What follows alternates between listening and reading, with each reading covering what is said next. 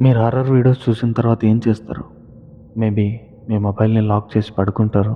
లేదా మీ ఫ్రెండ్స్‌తో ఆ వీడియోని షేర్ చేసుకుంటారు.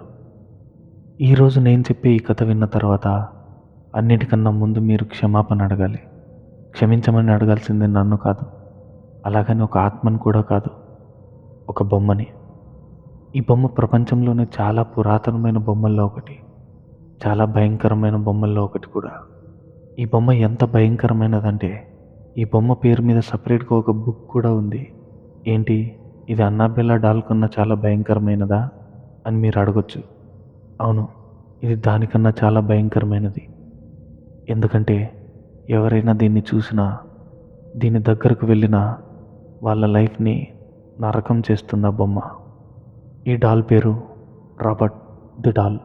ఈ వీడియో స్టార్ట్ చేసే ముందు ఆ డాల్‌ని నేను కూడా పర్మిషన్ అడుగుతున్నాను. దాని గురించి మాట్లాడుతున్నానని. మీరు అనుకోవచ్చు, బొమ్మని పర్మిషన్ అడగడం ఏంటి అని. అడగాలి. ఎందుకంటే ఈ డాల్‌కి ఉన్న హిస్టరీ అలాంటిది. గైస్, ఈ కథ స్టార్ట్ చేసే ముందు ఇలాంటి horror, mysterious and historical videos కోసం ఈ ఛానల్ని సబ్స్క్రైబ్ చేసుకోండి. ఇంకా లేట్ చేయకుండా కథలోకి వెళ్దాం. ఈరోజు నేను మీకు చెప్పే కథ 120 సంవత్సరాలకు ముందు జరిగినది. ఫ్లోరిడాలో ఉండే రాబర్ట్ ఓటో అనే పిల్లవాడికి వాళ్ళ తాతయ్య బర్త్‌డే రోజు ఒక బొమ్మని గిఫ్ట్ ఇస్తాడు. ఈ బొమ్మ అన్ని బొమ్మల్లానే నార్మల్‌గా ఆ టైం పీరియడ్‌లో దొరికే వాటిలానే ఉంది. రాబర్ట్‌కి ఆ బొమ్మ చాలా నచ్చింది. ఆ బొమ్మకి తన పేరే పెట్టుకున్నాడు. రాబర్ట్ ది డాల్ అని. రాబర్ట్‌కి ఈ బొమ్మని గిఫ్ట్ ఇచ్చిన వాళ్ళ తాతయ్య కొన్ని రోజుల్లోనే చనిపోతాడు. ఈ విషయంతో ఆ ఫ్యామిలీ చాలా షాక్‌లో ఉంటుంది. ఎందుకంటే రాబర్ట్ వాళ్ళ తాతకి పెద్దగా వయసేం కూడా అయ్యుండదు. జస్ట్ ఒక 50, 52 ఆ ఏజే ఉంటుందంతే. పైగా ఎలాంటి హెల్త్ ఇష్యూస్ కూడా లేవు. చాలా హెల్తీగా ఉండేవాడు. కానీ సడన్‌గా చనిపోయాడు. ఆ ఇన్సిడెంట్ వల్ల ఆ ఫ్యామిలీ చాలా బాధపడ్డారు. అలాగే కొంతకాలం గడిచిపోయింది. ఒకరోజు రాబర్ట్ ఇంట్లో ఒక్కడే ఉన్నాడు. అతని పేరెంట్స్ బయటికి వెళ్ళి కాసేపట్లో వస్తాం జాగ్రత్తగా ఉండని చెప్పి వెళ్తారు. రాబర్ట్ తన బొమ్మతో ఆడుకుంటూ ఉంటాడు. ఒక గంట తర్వాత వాళ్ళ పేరెంట్స్ తిరిగి వస్తారు. వచ్చి చూస్తే ఇల్లంతా చిందరవందరగా, వస్తువులన్నీ అటు ఇటు పడేసి ఉంటాయి. సోఫా కవర్స్, విండో కర్టన్స్ అన్నీ చినిగిపోయి ఉంటాయి. చాలా వస్తువులు విరిగి పడి ఉంటాయి. వాళ్ళ పేరెంట్స్ రాబర్ట్ కోసం ఇల్లంతా చూస్తారు. అతను తన బొమ్మతో ఆడుకుంటూ తన రూమ్‌లో కనిపిస్తాడు. అసలు ఏం జరిగింది? ఎందుకలా వస్తువులన్నీ పడేశావని అడుగుతుంది వాళ్ళమ్మ. దానికి రాబర్ట్, ఇదంతా చేసింది నేను కాదు, ఈ బొమ్మ చేసింది అని చెప్తాడు. చేసిందంతా చేసి ఇప్పుడు తప్పంతా ఆ బొమ్మదంటావా అని వాళ్ళమ్మ అరుస్తుంది. ఆ తర్వాత ఇలాంటి సంఘటనలు ఆ ఇంట్లో చాలానే జరుగుతూ వస్తాయి.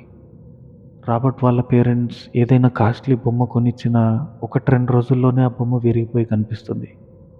ఏంటిది అని వాళ్ళమ్మ అడిగిన ప్రతిసారి అదే సమాధానం. చేసింది నేను కాదు, ఈ బొమ్మ అని. ఆ మాట విని విని విసిగిపోయిన వాళ్ళ అమ్మా నాన్న కూడా, సరేలే, ఇదంతా నువ్వు చేయలేదు, ఆ బొమ్మే చేసింది అని చిరాకు పడేవాళ్ళు. తర్వాత కొన్ని రోజులుగా రాబర్ట్ వాళ్ళ అమ్మకి కిచెన్లో వంట చేసే టైంలో తన వెనుక ఎవరో ఉండి తనని చూస్తున్నట్టుగా స్ట్రేంజ్ ఫీలింగ్ అయ్యేది. కానీ తిరిగి చూస్తే అక్కడ ఎవరు ఉండేవారు కాదు. అలా అనిపించిన ప్రతిసారి తిరిగి చూస్తే కనిపించేది ఆ బొమ్మ ఒకటే. కొన్ని రోజులకి రాబర్ట్ వాళ్ళ నాన్నకు కూడా ఇలానే అనిపించడం స్టార్ట్ అయింది. ఆయన ఎప్పుడైతే టీవీ ఆన్ చేసుకొని సోఫాలో కూర్చుంటాడో, తన వెనక నుంచి ఎవరో పరిగెత్తినట్టు అనిపించి తిరిగి చూస్తే అక్కడ ఎవరు ఉండరు. అక్కడ కనిపించేది ఆ బొమ్మ ఒకటే. రాబర్ట్ వాళ్ళ అమ్మా నాన్న ఇద్దరు దీని గురించి ఆలోచించి, "ఏ, అది జస్ట్ ఒక బొమ్మ. ఇదంతా మన భ్రమలే" అని ఆ విషయాన్ని వదిలేస్తారు. రాబర్ట్ ఆ డాల్‌తో చాలా అటాచ్‌మెంట్ పెంచుకుంటాడు. తను ఎక్కడికి వెళ్ళినా ఆ బొమ్మని తన వెంట పెట్టుకునే వెళ్తూ ఉంటాడు. అది స్కూల్ పిక్నిక్ అయ్యుండొచ్చు, ఫ్యామిలీ డిన్నర్ అయ్యుండొచ్చు, ఎవరిదైనా బర్త్‌డే పార్టీ అయ్యుండొచ్చు. ప్రతి చోటకి ఆ బొమ్మను తీసుకొని వెళ్ళేవాడు. అంత అటాచ్‌మెంట్ పెంచుకొని ఉంటాడు ఆ బొమ్మతో. వాళ్ళ ఇంట్లో పనిచేసే వాళ్ళు ఎప్పుడైనా రాబర్ట్ రూమ్ ముందు నుంచి అటు ఇటు వెళ్ళే టైంలో రాబర్ట్ రూమ్‌లోంచి 2 గొంతులు వినిపించే వాళ్ళకి. ఒకటి పిల్లాడి గొంతు. అది రాబర్ట్‌ది. రెండో గొంతు చాలా విచిత్రంగా ఉండేది. అది ఎవరా అని డోర్ ఓపెన్ చేసి చూస్తే అక్కడ రాబర్ట్ తన బొమ్మతో కనిపించేవాడు. ఇంకెవరు ఉండేవారు కాదు. ఇలాంటి ఇన్సిడెంట్స్ రోజు జరుగుతూనే వస్తున్నాయి. ఒకరోజు రాబర్ట్ వాళ్ళ అమ్మా నాన్న నిద్రపోతున్న టైంలో రాబర్ట్ రూమ్లోంచి ఏవో సౌండ్స్ రావడం గమనిస్తారు. ఆ సౌండ్స్ కూడా ఎవరో చాలా బాధగా, చాలా గట్టిగా అరుస్తున్నట్టు ఉంటుంది. ఏంటా అని భయంతో రాబర్ట్ రూమ్లోకి వెళ్ళి చూస్తే రాబర్ట్ తన రూమ్లో ఒక మూలను భయపడుతూ కూర్చుంటాడు. కానీ బెడ్ పైన ఎవరో కూర్చొని ఉన్నట్టు ఉంటుంది. అది ఎవరో కాదు, రాబర్ట్ ది డాల్. ఆ బొమ్మ రాబర్ట్ కళ్ళల్లోకి సూటిగా చూస్తుంటుంది. ఆ చూపు ఎలా ఉందంటే, ఇంకొక్క క్షణంలో నీ ప్రాణాలు తీసేస్తాను అనేలా ఉంది. అలానే కొన్ని రోజులు గడిచాయి. రోజులు నెలలయ్యాయి, నెలలు సంవత్సరాలయ్యాయి. చూస్తూ చూస్తూ రాబర్ట్ వాళ్ళ అమ్మా నాన్న కూడా చనిపోతారు. ఇప్పుడు రాబర్ట్ ఒంటరివాడైపోయాడు.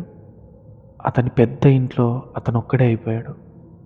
రాబర్ట్ ఇప్పుడు పెద్దవాడైపోయాడు. అయినా కానీ ఆ బొమ్మతో ఉన్న కనెక్షన్ మాత్రం పోలేదు.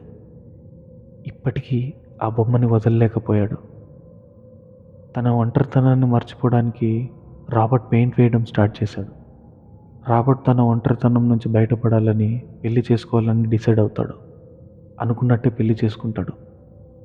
కానీ అతని వైఫ్కి రాబర్ట్ ఆ బొమ్మతో అంత అటాచ్డ్గా ఉండడం అస్సలు నచ్చదు. ఈ విషయం పైన చాలాసార్లు గొడవ పడతారు వాళ్ళిద్దరు.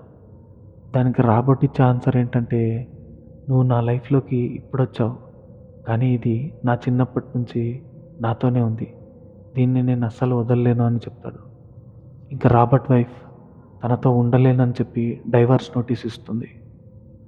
దానికి రాబర్ట్ ఒక బొమ్మ వల్ల డైవర్స్ అవ్వడం ఏంటి అనే ఆలోచనలో పడతాడు. సరే అని చెప్పి ఆ బొమ్మను తీసుకుని తన వైఫ్కి ఇచ్చి, దీన్ని బయట పాడేకు, కానీ నాకు తెలియకుండా మన ఇంట్లోనే ఎక్కడైనా దాచి ఉంచు అని చెప్తాడు. సరే అని రాబర్ట్ వైఫ్ అతను చూడకుండా ఆ బొమ్మని ఆ ఇంట్లో ఉన్న టాప్ ఫ్లోర్లో ఒక బాక్స్లో పెట్టి లాక్ చేస్తుంది. కానీ అసలు కథ ఇక్కడే మొదలవుతుంది.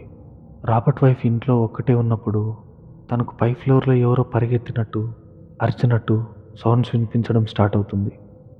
ఆ సౌండ్స్ ఎక్కడి నుంచి వస్తున్నాయో అని తెలుసుకోవడానికి చాలా ట్రై చేస్తుంది. కానీ నో యూస్. అక్కడ ఏమీ దొరకదు. ఇలా చూస్తూ చూస్తూ కొన్నేళ్ళు గడిచిపోతాయి. Robert wife పిచ్చిదైపోతుంది. చివరికి ఒకరోజు చనిపోతుంది. రాబర్ట్ మళ్ళీ ఒంటరివాడైపోతాడు. అప్పుడు ఆ బొమ్మ కోసం రాబర్ట్ ఇల్లంతా వెతుకుతాడు. కానీ అది ఎక్కడా అతనికి కనిపించదు. అదే ఒంటరితనాన్ని భరించలేక రాబర్ట్ కూడా ఒకరోజు చనిపోతాడు. రాబర్ట్ చనిపోయాక చాలా కాలం అతని ఇల్లు ఖాళీగానే ఉంటుంది. కొన్ని రోజులకి ఆ ఇంటిని బ్యాటిల్ రూటర్ అనే వ్యక్తి కొనుక్కుంటాడు. అతను తన వైఫ్ ఇంకా తన 10 ఏళ్ల కూతురుతో ఆ ఇంట్లోకి షిఫ్ట్ అయిపోతాడు. వాళ్ళు షిఫ్ట్ అయిన కొన్ని రోజులకి రాబర్ట్ వైఫ్కి ఎలాంటి సౌండ్స్ అయితే వినిపించాయో సేమ్ అవే సౌండ్స్ ఆ కపుల్కి వినిపించడం స్టార్ట్ అవుతుంది. వాళ్ళకి ఏమీ అర్థం అవ్వదు. మేబీ పెద్ద ఇల్లు కదా, ఎక్కడైనా ఏ రూమ్లో అయినా విండోస్ ఓపెన్ అయి ఉండడం వల్ల అలాంటి సౌండ్స్ వినిపిస్తున్నాయేమో అనుకుని ఆ విషయాన్ని లైట్ తీసుకుంటారు. వాళ్ళ 10 ఏళ్ల పాప ఆడుకుంటూ ఆడుకుంటూ ఇంట్లో పై ఫ్లోర్కి వెళ్ళి అక్కడ ఒక బాక్స్ని చూస్తుంది. ఆ బాక్స్ ఓపెన్ చేసి చూస్తే ఆ బొమ్మ అందులో ఉంటుంది. ఆ పాపకి ఆ బొమ్మ బాగా నచ్చుతుంది. దాన్ని తనతో ఉంచుకోవాలని అనుకుంటుంది. ఆ బొమ్మను వాళ్ళ అమ్మకు చూపించి, ఇది నాకు బాగా నచ్చింది, నేను దీన్ని నాతో ఉంచుకుంటాను అని అడుగుతుంది. సరే అని వాళ్ళమ్మ కూడా ఆ బొమ్మని కాస్త క్లీన్ చేసి ఇచ్చేస్తుంది. అలా కొన్ని రోజులు గడిచాక ఆ పాపకి ఆ బొమ్మతో చాలా విసిగిపోతుంటుంది. ఎందుకంటే ఈ బొమ్మ నైట్ టైం నా రూమ్లో అటు ఇటు తిరుగుతుంది, పరిగెడుతుంది, నా చెవిలోకి వచ్చి నేను నిన్ను చంపేస్తా అని చెప్తుంది అని వాళ్ళ పేరెంట్స్కి చెప్తుంది. ఇదంతా విన్న వాళ్ళ పేరెంట్స్ పాప మాటలు పెద్దగా పట్టించుకోలేదు. తను ఏదో జోక్ చేస్తుంది అనుకుని చాలా ఈజీగా తీసుకుంటారు. అలా ఆ పాప వాళ్ళ పేరెంట్స్తో చాలాసార్లు చెప్పింది, నా వల్ల అవ్వడం లేదు, ఈ బొమ్మ నన్ను పడుకోనివ్వడం లేదు, దీంతో నాకు చాలా విసుగొచ్చింది అని చెప్తుంది. అప్పుడు వాళ్ళ నాన్న, ఈ ఇంట్లో ఏమైనా ఉండని, మనం ఇక్కడే ఉండాల్సిందే, ఎందుకంటే నా దగ్గర ఉన్న డబ్బులన్నీ పెట్టి ఈ ఇంటిని కొన్నాను అని తన వైఫ్కి, తన కూతురికి సర్ది చెప్తాడు. చూస్తూ చూస్తూ వాళ్ళ కూతురులానే వాళ్ళకు కూడా అనిపించడం స్టార్ట్ అయింది. ఆ బొమ్మ రోజు రోజుకి వాళ్ళని విసిగిస్తూ వచ్చింది. వాళ్ళకి నిద్ర లేకుండా చేసింది. అయినా సరే వాళ్ళు ఆ ఇంట్లో అలానే ఉన్నారు. ఆ ఇల్లు వదిలి వెళ్ళలేకపోయారు. కానీ సడన్‌గా ఒక నైట్ ఉన్నట్టుండి ఇంట్లోంచి వెళ్ళిపోతారు. వెళ్తూ వెళ్తూ ఆ బొమ్మను తీసుకెళ్ళి అక్కడున్న ఒక లోకల్ మ్యూజియంలో ఇచ్చేస్తారు. ఆ బొమ్మకి అదే కరెక్ట్ ప్లేస్ అని వాళ్ళు అనుకుంటారు. ఆ బొమ్మ ఆ ఇంట్లో చేసినట్టే ఆ మ్యూజియంలో కూడా చేస్తూ వచ్చింది. ఇప్పటికీ ఆ బొమ్మ ఆ మ్యూజియంలోనే ఉంది. ఆ బొమ్మను చూడాలని వెళ్ళేవాళ్ళు ఏదో ఒక బొమ్మను చూడ్డానికి వెళ్తున్నామని అనుకోరు. ఏదో ఒక ఆత్మను చూడ్డానికే వెళ్తున్నామని అనుకుంటారు. ఆ మ్యూజియంలో పనిచేసే స్టాఫ్ చెప్పేదేంటంటే, ఎవరైనా ఆ బొమ్మ ముందు రాబర్ట్ గురించి తప్పుగా మాట్లాడితే, ఆ బొమ్మ ఫేస్ ఎక్స్‌ప్రెషన్స్ అన్నీ చేంజ్ అయిపోతాయని అంటారు. అయినా ఆ బొమ్మ పర్మిషన్ లేకుండా దాన్ని చూడలేరు. పర్మిషన్ లేకుండా దాంతో మాట్లాడలేరు. దానికి సంబంధించిన ప్రతి విషయంలో ఐ మీన్ ప్రతి విషయంలో దాని పర్మిషన్ కంపల్సరీగా ఉండాలని వాళ్ళు చెప్తారు. మ్యూజియంకి వెళ్ళిన వాళ్ళు ఆ బొమ్మని ఫోటో తీయాలని ట్రై చేస్తే కెమెరా దానంతట అదే బంద్ అవుతుంది. ఒకవేళ ఫోటో తీసినా అక్కడ ఏమీ ఉండదు. బ్లాంక్‌గా ఉంటుంది. అందుకే గూగుల్‌లో ఈ బొమ్మకు సంబంధించిన ఫోటోస్ చాలా తక్కువగా ఉంటాయి. అవి కూడా చాలా పాతవుంటాయి. ఎందుకంటే చాలా రేర్ కేసెస్‌లో దాన్ని ఫోటో తీయడానికి అది పర్మిషన్ ఇస్తుంది. దాన్ని పర్మిషన్ లేకుండా వెళ్ళి దాన్ని చూసినా, మాట్లాడినా, ఫోటో తీసినా వాళ్ళ ఇంటికి వెళ్ళేలోపు ఏదో ఒకటి జరుగుతుందని అక్కడ వాళ్ళనుకుంటారు. అలా పర్మిషన్ తీసుకోకుండా వెళ్ళిన వాళ్ళకి ఏం అవ్వకూడదంటే రాబర్ట్‌కి సారీ చెప్పడం ఒక్కటే దారి. అందుకే ఆ మ్యూజియంకి ఆ బొమ్మకి సారీ చెప్తూ రోజు చాలా లెటర్స్ వస్తుంటాయి. ఇంకా ఇంట్రెస్టింగ్ విషయం ఏంటో తెలుసా? ఆ బొమ్మకి సెపరేట్‌గా ఒక మేనేజర్ కూడా ఉంది. ఆ బొమ్మ పేరు మీద అఫీషియల్ సోషల్ మీడియా అకౌంట్స్ కూడా ఉన్నాయి. ఆ బొమ్మ రాబర్ట్ నుంచి కోరుకున్న అటెన్షన్ ఇప్పుడు ప్రపంచం నలుమూలల నుంచి దానికొస్తుంది. అందుకే నేను వీడియో స్టార్ట్ చేసే ముందు ఆ బొమ్మని పర్మిషన్ అడిగాను. మీ గురించి వీడియో చేస్తున్నాను అని. తెలియకుండా ఏదైనా తప్పుగా మాట్లాడానేమో అని సారీ కూడా అడుగుతున్నాను. ఇదంతా మీరు కథ అనుకోవచ్చు, నిజం అనుకోవచ్చు. కానీ ఆ బొమ్మకి నెక్స్ట్ టార్గెట్ మీరు కాకుండా చూసుకోండి. అలా టార్గెట్ అవ్వకుండా ఉండాలంటే రాబర్ట్ ది డాల్‌కి సారీ రాబర్ట్ సార్ అని కామెంట్స్‌లో సారీ చెప్పండి. బై.